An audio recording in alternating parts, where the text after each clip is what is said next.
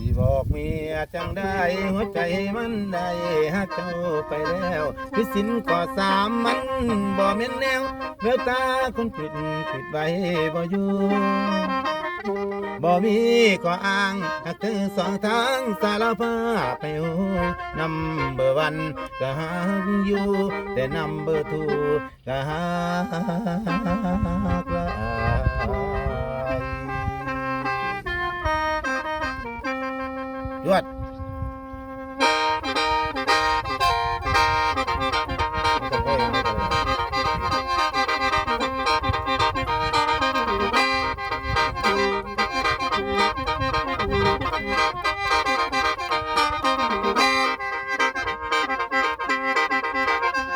ปันแตงเฮ้ยมาแจ้งกันตอนบ่โสดให้ในชีวิตเปลี่ยนหมดพอโทษได้หลายอายผิดไปแล้ว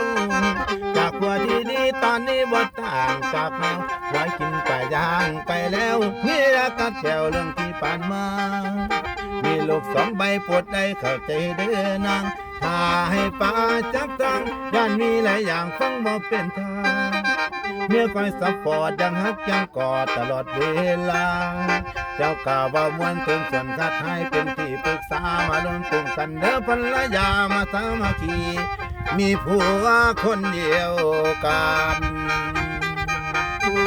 ขึ้นวันที่บ่ให้บกพร่องขึ้นวันที่บ่ให้บกพร่องถ้าได้ควบสองน้องเลยละแม่นมีทั้งแฟนทั้งเมียล้อมหน้าพระสางอย่างคู่กันความสัมพันธ์ดีที่แตกต่างหากทั้งสองทั้งระหว่างเด่นให้วางเว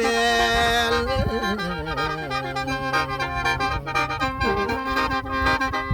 เห็นเมียลำบากไอ้อยากหาทางไปซอยแห้งบังดีเด้อลาบ่เสียแซงร่วมแห่งแบ่งปันอยู่กันสามคน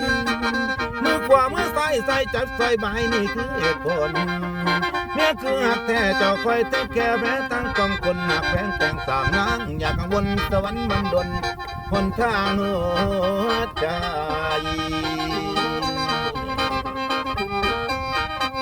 เข้าใจไปกันบ่ยากเข้าใจไปกันบ่ยากถ้าปากเทพเข้าพันสุขสำรัน